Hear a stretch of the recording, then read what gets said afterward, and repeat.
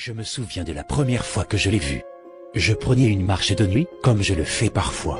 Je n'ai jamais peur de sortir la nuit, mon quartier n'a jamais eu de crime plus grand que le vol à l'étalage ou excès de vitesse. Je faisais une promenade dans un parc local, et je venais de m'asseoir sur un banc, sous un lampadaire. Un chat noir, sombre, est sorti devant moi. Je l'entendais ronronner, et il ne semblait pas qu'il voulait me faire du mal, alors j'ai tendu la main et j'ai commencé à le caresser. Il miaulait et faisait des petits bruits mignons et ronronnait. Il commença à ronronner plus fort, et se frotta sur le haut de ma jambe. Il ouvrit la bouche, pas pour miauler, mais il me montra ses dents, comme s'il souriait pendant une seconde, puis il referma. Quelque chose fit un bruissement dans un buisson juste devant, et il partit. Il était assez tard, donc je commençai à marcher jusqu'à la maison. J'arrivai à ma porte, je pris ma clé et j'entendis un miaulement à droite derrière moi. Je me retournai, et il y avait le même chat, assis, me regardant droit dans les yeux avec de grands yeux verts. C'était un effrayant vert presque fluo. Je sais qu'on n'est pas censé nourrir les animaux sauvages, mais je ne pouvais pas résister. Il avait l'air d'avoir tellement faim. Je suis allé à l'intérieur, j'ai pris une petite plaque de papier, pour mettre quelques petites tranches de jambon dessus. J'ai ouvert la porte pour le lui donner, mais il avait disparu. J'ai donc mis le jambon en bas à droite, en dehors de ma porte d'entrée. Je siffla, pour le faire venir, mais, il n'y avait aucune trace de lui. Après que je sois allé au lit, il était environ 11h30. Cette nuit-là je me réveilla, quelque chose tapait sur ma fenêtre. J'avais un peu peur, je n'avais pas dormir, et je ne pouvais comprendre quoi que ce soit. Je retourna dans mon lit, pour voir ce même chat, assis, avec ses grands yeux verts, à droite sur mon rebord de la fenêtre. Il souriait maintenant. Je ne pouvais voir le moindre soupçon après avoir vu sa bouche et ses dents. Sa queue se battait des deux côtés, il sauta hors du rebord. Je n'ai pas remarqué à ce moment-là, mais, plus tard ce même jour, j'avais baissé mes volets et les rideaux cachaient ma fenêtre. Mais quand j'ai vu le chat, les rideaux étaient entr'ouvertes et les stores étaient levés. Je me réveilla, sans aucun souvenir de ce qui s'était passé et je me préparais pour ma journée habituelle. En avance des quelques heures, je ne veux pas vous embêter avec des détails. J'ai quitté mon bureau de travail, et à 30 minutes de ma maison, là, sur le parking, juste à côté de ma voiture, c'était le même chat. Assis en souriant, ses yeux verts qui semblaient encore plus grands. Il me regarda droit dans les yeux. À ce stade, je savais que quelque chose clochait. J'ai appelé le contrôle des animaux, et ils sont venus pour le prendre. Quand il l'emmenait loin, il me regarda avec des yeux plissés, comme s'il complotait de me tuer. J'ai eu beaucoup plus de tranquillité pour le reste de la journée, jusqu'à cette nuit. Je ne suis pas sorti ce soir, comme j'étais un peu énervé à cause de ce chat. En fait, je n'avais même pas quitté la maison.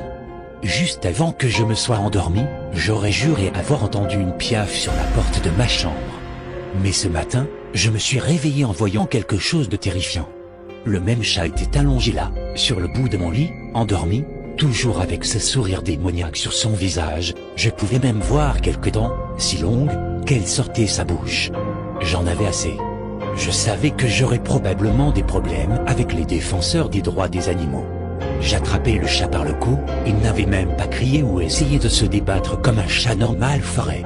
Je l'ai jeté dans la cour, et je l'ai battu à mort avec une pelle. Tout au long de l'ensemble du processus de 10 minutes, il n'a pas miaulé ou sifflé une seule fois. Quand j'avais repris le contrôle de mes pensées et mes actions, le chat était à peine reconnaissable. Ses deux pattes avant avaient été cassées, son oreille droite a été arrachée, ses côtes ont été démolies, son visage avait une énorme brèche et sa fourrure était imprégnée de sang. Je ne pouvais pas croire ce que j'avais fait.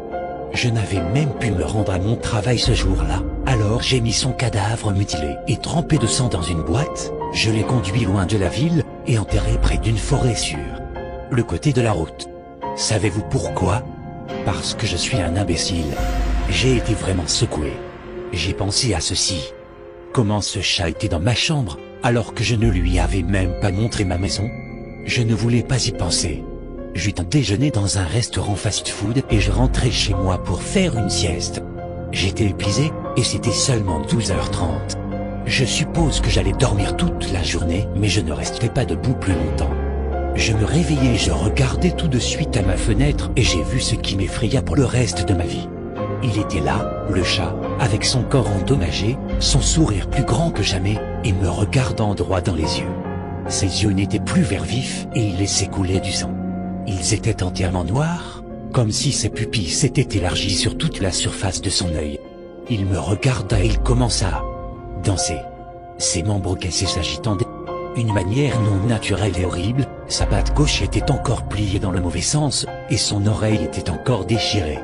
Je criai et courus pour ma vie, je rentrai dans ma voiture, et conduis aussi loin de cette ville que possible. J'allais maintenant essayer de commencer une nouvelle vie dans un nouvel état, et plus jamais je caresserai des animaux sauvages. Un jour, j'eus mon nouvel emploi, et je rentrai dans ma chambre. Je vis quelque chose sur le lit. Ce chat, il était là. Il avait l'air un peu étrange. Je me demandais comment il était arrivé ici. Il ne ressemblait plus à rien. Puis, soudain, ses yeux ont changé de couleur rouge cramoisi et il sourit d'un sourire vraiment horrible. Je cria de tout mon corps. Il commença à marcher vers moi, me sifflant. Je lui jeta tout ce que j'avais sous la main, mais passai à travers les objets comme un couteau chaud dans du beurre. Il me cloua au sol et me griffa encore et encore, tout en souriant comme un évadé d'hôpital psychiatrique. Mais, comme si Dieu veillait sur moi, la police fit irruption par la porte, il vit ce qui se passait et tirèrent le démon hors de moi. La police n'a pas posé de questions au sujet de ce qui s'était passé, et que pouvais-je dire?